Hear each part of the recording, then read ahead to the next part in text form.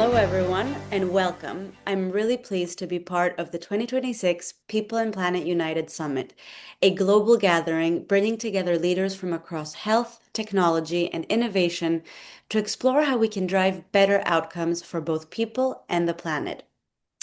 This session focuses on scaling impact in global health, making proteomics deployable, affordable, and sustainable. We'll be exploring what it takes to move from scientific breakthrough to real-world implementation and how advanced diagnostics can be scaled in a way that is both accessible and impactful across diverse health systems. My name is Christina Raish. I'm Vice President and Chief of Staff at Fin Partners, and I work across global health and purpose practices at the intersection of health, innovation, and strategic communications. I'm very much looking to today's presentation. I'm delighted to be joined by Jamie Platt. Jamie is the CEO of Pictor, where she is leading efforts to make advanced diagnostics technologies, including proteomics, more deployable, affordable, and scalable across global health settings. Her work focuses on translating complex scientific innovation into practical solutions that can be implemented in real-world environments, particularly in resource-constrained settings. She brings an important perspective on what it takes to move from scientific breakthrough to meaningful impact at scale. Jamie, it's a pleasure to have you with us. Thank you, Christina. It's a pleasure to be here. I'm going to start off with a story. And basically, young woman, pregnant with two young kids at home, shows up in her rural clinic with symptoms of fever, stomach ache, achiness, and basically gets sent home with the diagnosis of flu and come back in a while if you feel worse. Fast forward a few weeks later, she continues to have symptoms and goes back to the clinic, and they give her some antibiotics and send her home. Unfortunately, these kind of scenarios happen quite often.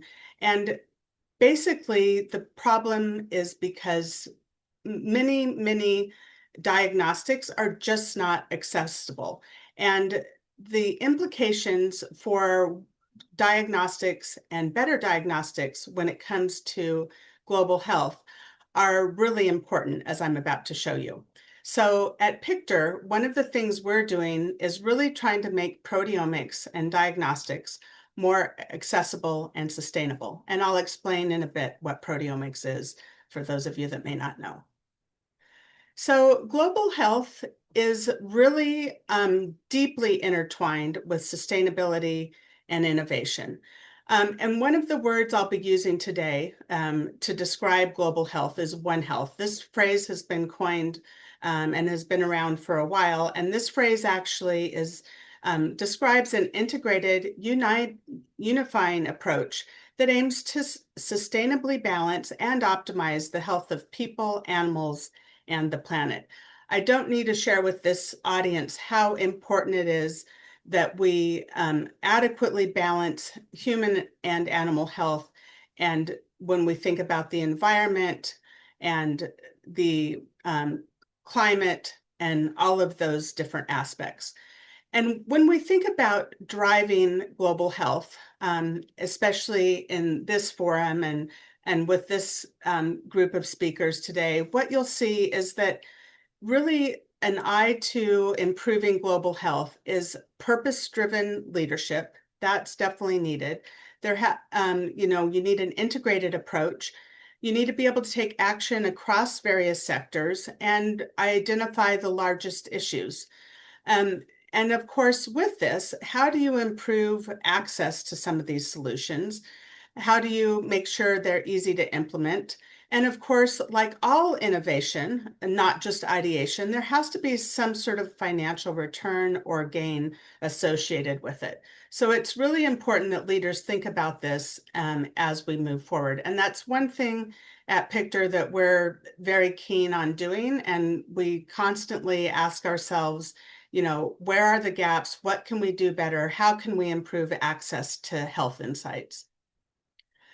So let me give you a little bit of background on zoonotic outbreaks and global health. So zoonotic infections affect and disrupt the three core pillars of One Health.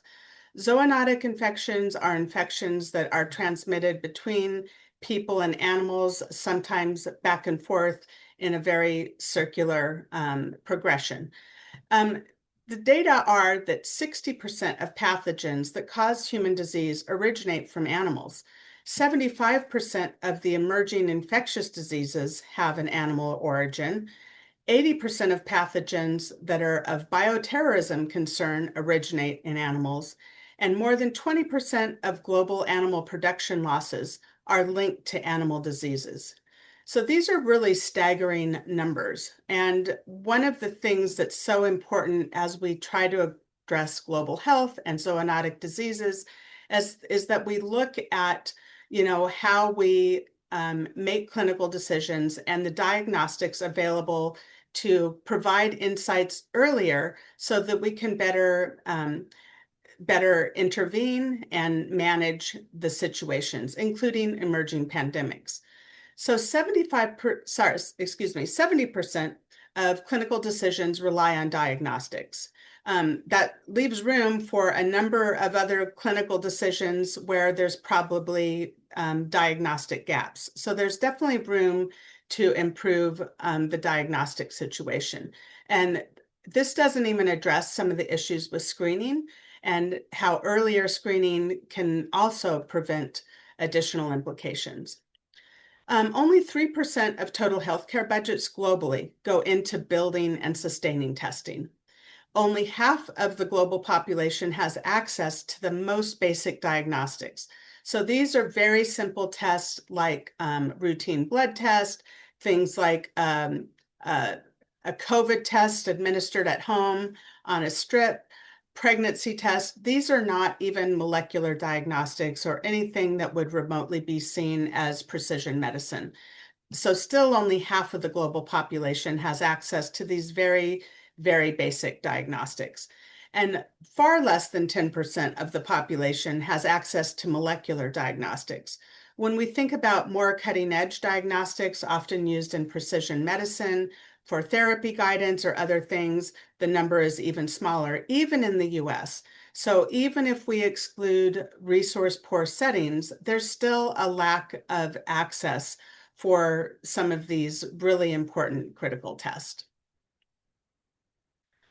So what about the investment in One Health? So integrating human, animal, and environmental health is highly cost effective. I think that's something important to understand as we think about innovating in this space, because as I mentioned, innovation has to have some financial gain.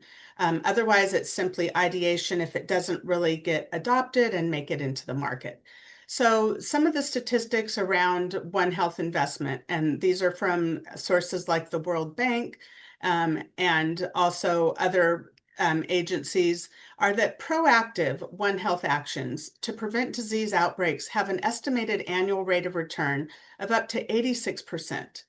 Investment in One Health in the agri-food sector provides a 1,100% return on investment. And then the global pandemic prevention costs of about 11 billion versus the 30 billion cost for managing the global pandemic end up to be a 3-to-1 cost advantage for prevention. So it's much more cost effective to work on prevention than it is to manage once a pandemic has befallen the globe. So antibiotic resistance is another area where investment offers a very good rate of return of 88% per year. So unlike what, may be a misconception that investing in One Health is not a good return, these numbers speak for themselves and show that overall, over the course of time, it is a valuable investment and it is worth the return. So let's take a look at global health and diagnostics overall and see how diagnostics can change the trajectory of pandemics and improve One Health. This is obviously fairly fresh for most of us when we think about COVID, but let's go back in time and look at bubonic plague to start with. Bubonic plague, a zoonotic infection, wiped out up to 50% of Europe's population. And then in 1918, we had the Spanish flu. It infected 30% of the world population, but caused up to 100 million deaths. There's also interesting information about how it affected the war and just the broader implications for the Spanish flu. And then in 2009, we had the swine flu, and this H1N1 pandemic caused up to 75,000 deaths. And while this may not seem like a lot, the unique thing about the swine flu pandemic was that 80% of deaths were for those under 65. Unlike normal seasonal flu that affects primarily the elderly, swine flu heavily impacted the younger population. And then, of course, most recently, we have COVID. COVID-19, caused by SARS-CoV-2, had reports of over 7 million deaths, but that's based on potentially faulty data and maybe some issues with reporting and resistance to reporting. And there are estimates that give the number of COVID-19 deaths to be about 20 million. And then if we look at the 2022 global GDP loss from COVID-19 and the pandemic, it's enormous, $7.4 trillion of gross domestic product lost. We had 12.5 trillion of loss through the 2024. And then we have a 5-year cumulative analysis of up to $35 trillion in cost. So access to COVID testing actually did save over 1.4 million lives, and it averted 7 million hospitalizations. And just by adding one screening test to every 100 people, we had a risk reduction for mortality of 8%. So what this demonstrates is that if we want equitable global health, we must rethink where care begins. And care should begin as early as possible in screening and with the right type of diagnostics to address the issues in a very timely manner. So earlier answers are, again, the best means for having better overall health outcomes and better global health outcomes. Obviously, earlier answers can help thwart pandemics. We can help control the situation, but we have to be able to have tests that provide those earlier answers. So screening, diagnostics, and then also with drug development. Tests used for drug development can be used to also increase the benefit and get people through pandemics and decrease the spread of these pandemics as well. But the challenge here is that these types of approaches and testing for these diseases, especially zoonotic infections, actually need multiple biomarkers. So it's often not enough just to look at one specific marker, one specific gene, or one specific protein. The better approach, especially when it comes to being able to detect these issues and disease earlier, is to use multiple biomarkers. So multiple biomarkers really, not only can you detect something earlier, but that allows you to intervene, manage the disease, and then, of course, get the better outcomes.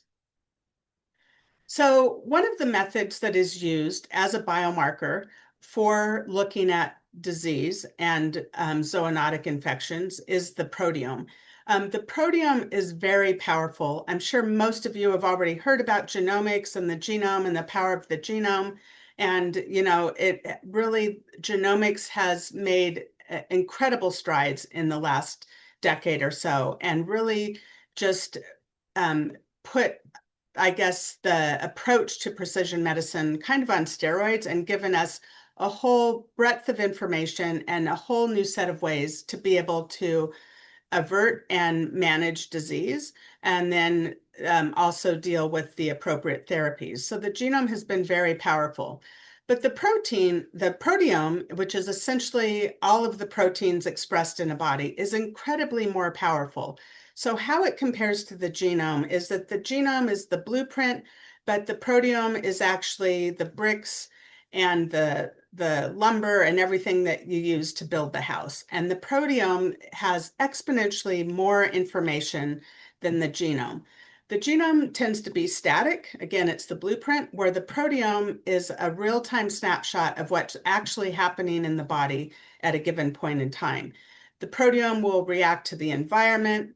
It reacts to internal and external stimuli and really just provides so much more information. So proteins reflect the current biological state. They multiple protein panels can reveal patterns that single markers miss. And then focused panels will translate that biology into very deployable workflows. And deployability and scalability is something that's really key here.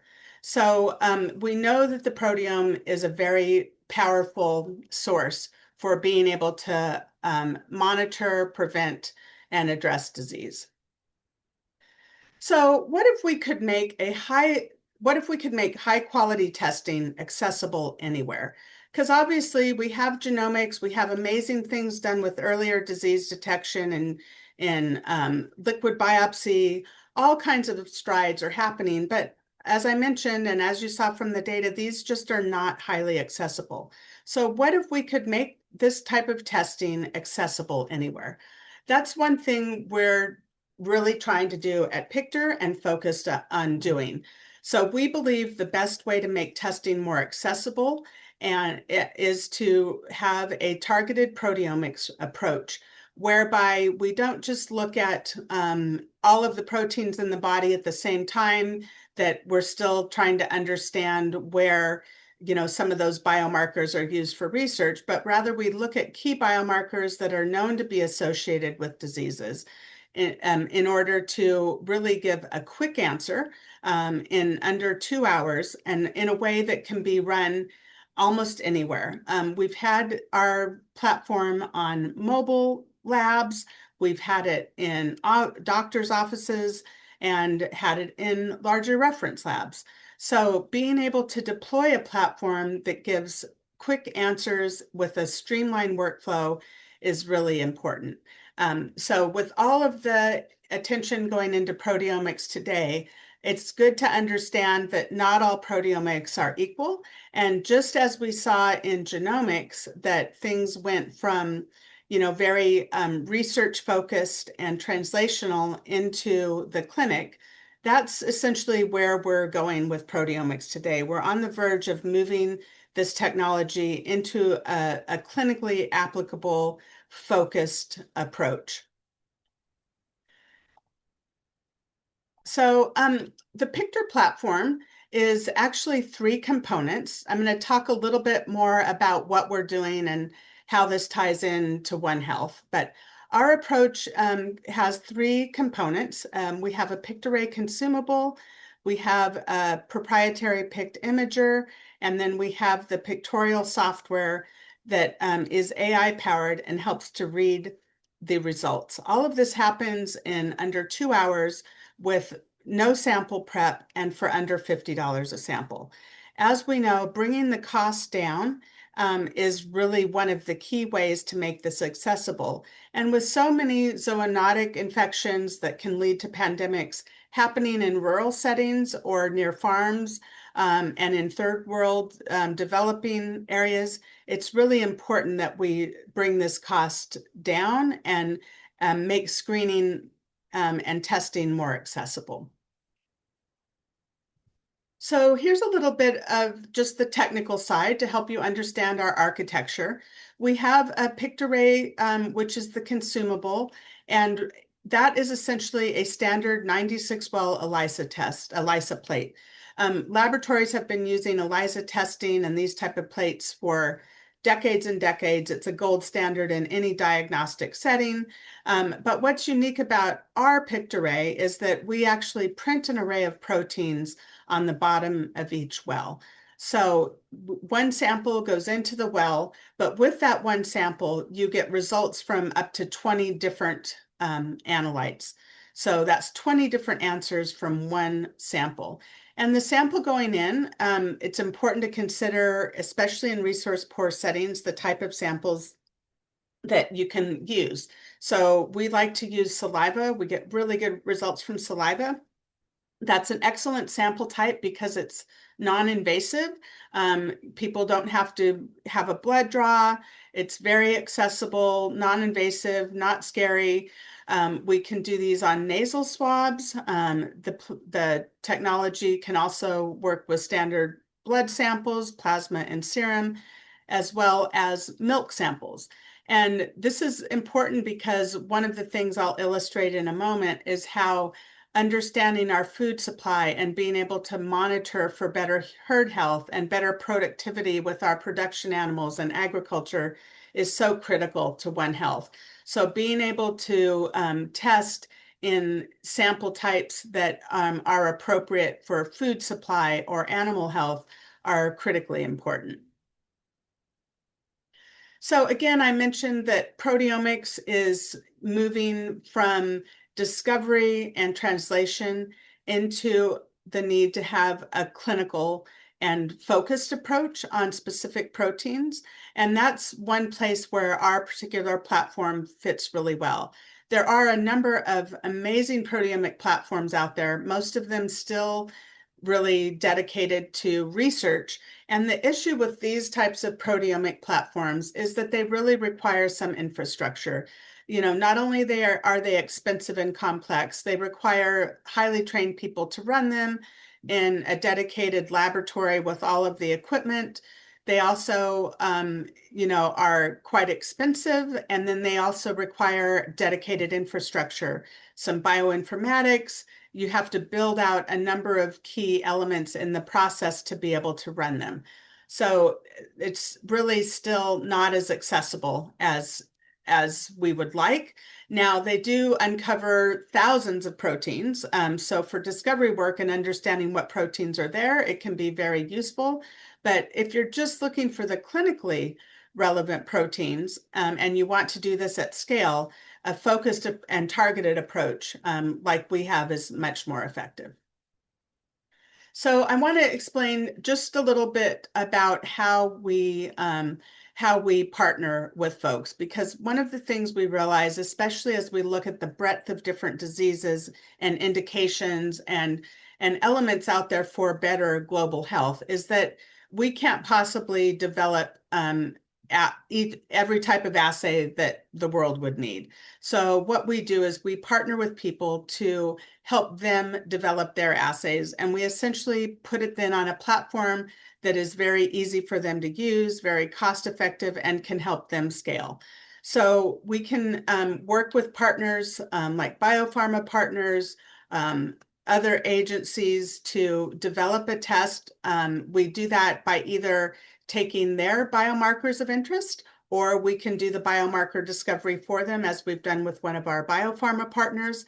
And then we develop that onto a picked array, the consumable that I showed you as part of the platform.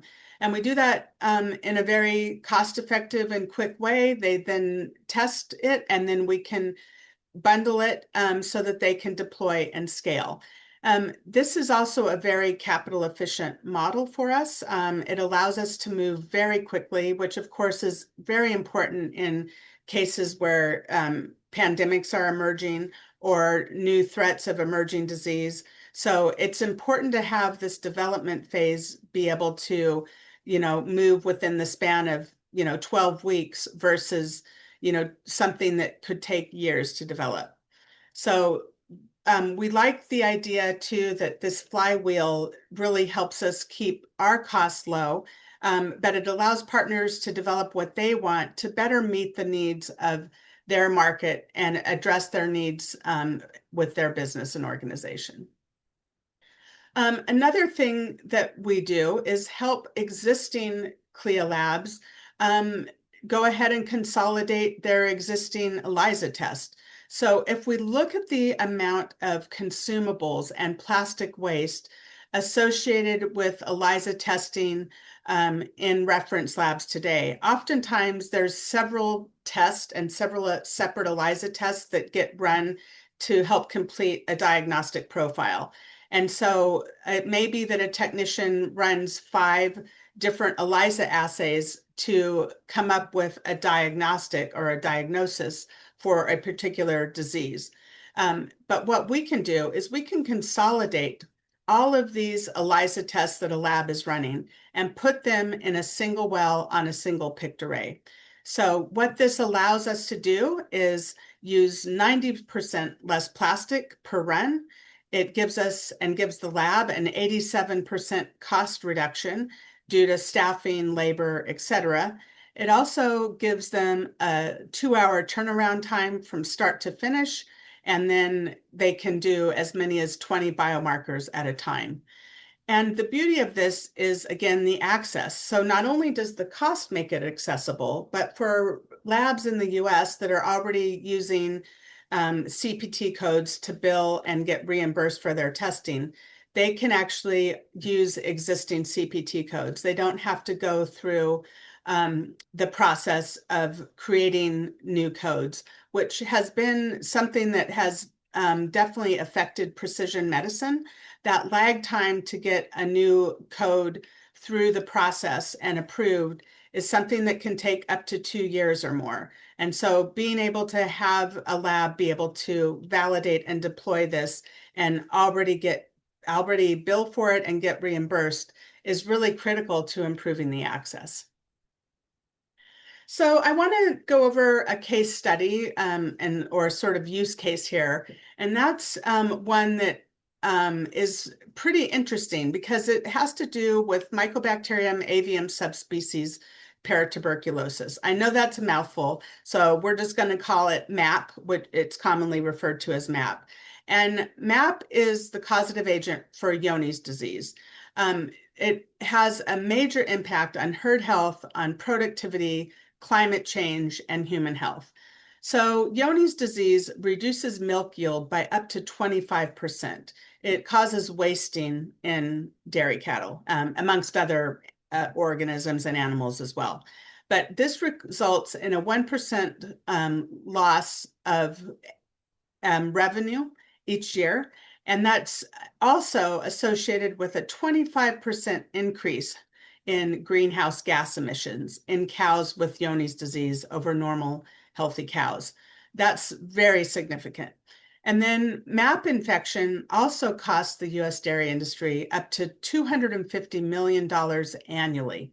So even if we look just at the dairy sector, we're going to exclude beef, we're going to exclude sheep and lamb and other industries that are affected by Johne's, we can see this has a heavy cost and a heavy economic cost. Now, the issue with the organism MAP is that it's highly heat resistant. Its viable MAP has been found in commercially pasteurized milk, in commercially available ground beef, and in powdered infant formula. And in fact, they've been able to culture viable live MAP out of powdered infant formula. So it definitely affects the dairy food supply. MAP is also associated with Crohn's disease. So this is where it becomes increasingly clear that One Health is very important, and it's really almost impossible to disentangle some of these elements. So Crohn's disease is a verified major risk factor for developing colorectal cancer. So one of the things we see when we look at the data is that Crohn's disease affects about 8 million people worldwide, 1 million Americans. Crohn's disease has an individual lifetime healthcare cost of over $500,000. And then there's billions of indirect costs stemming from workplace absenteeism, lost productivity, and other things associated with the debilitating factors of the disease. Crohn's disease also carries a 20-fold increased risk for colorectal cancer. And as we've seen, even with recent data, the risk and the colon cancer deaths are on the rise, especially around for young people. So colorectal cancer is now the leading cause of cancer deaths for Americans under 50. And according to the CDC, the cost of colorectal cancer care is about $24.3 billion. So what you can see is that it's impossible to disentangle the MAP and the infection in dairy cows with the cost that can stream from all of those implications on being exposed to MAP and then developing Crohn's disease and then having an increased risk for colorectal cancer. So one of the things we have is we have a test for MAP in dairy cows, in bovines. And this test has been published, and the analytical performance data of this test has been published in the Frontiers for Veterinary Science. But what I'd like to point out here is that, with a 2 to 3 hour test, dairy groups are able to test their herds much faster using milk samples, and then they can actually better intervene and manage their herd health. So this obviously leads to better productivity, but also better, healthier herds. And again, as we saw before, lessens the impact to climate through less emissions of greenhouse gases. And then if we think about the impact of testing milk and making sure that the dairy supply is free of MAP, we see that that will potentially lower the risk of developing Crohn's disease. And as we know, and you've just seen from the data, Crohn's disease carries a far greater risk of developing colorectal cancer, which is now the leading cause of cancer in people, in younger people. So overall, when we start to look at this impact economically, just for the US, we see the dairy loss is $250 million a year. Crohn's disease costs $500 billion over each individual's lifetime cost of care. And then colorectal cancer has a cost of healthcare of over $24 billion. These are significant costs.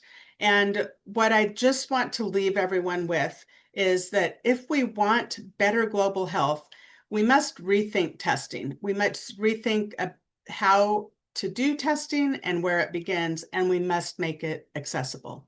So with that, I want to thank you for your time and thank the organizers for such an incredible forum and topic for us to be discussing today. Thank you so much. Thank you so, so much, Jamie. This has been a truly very insightful presentation rather. And I think what stands out is that the future of global health won't be defined by breakthrough science alone, but by our ability to make that science deployable, affordable, and truly accessible in the setting where it's needed the most. So thank you for being a part of the People and Planet United Summit, and I look forward to chatting more with you in the future. Great. Thank you so much. It's an honor.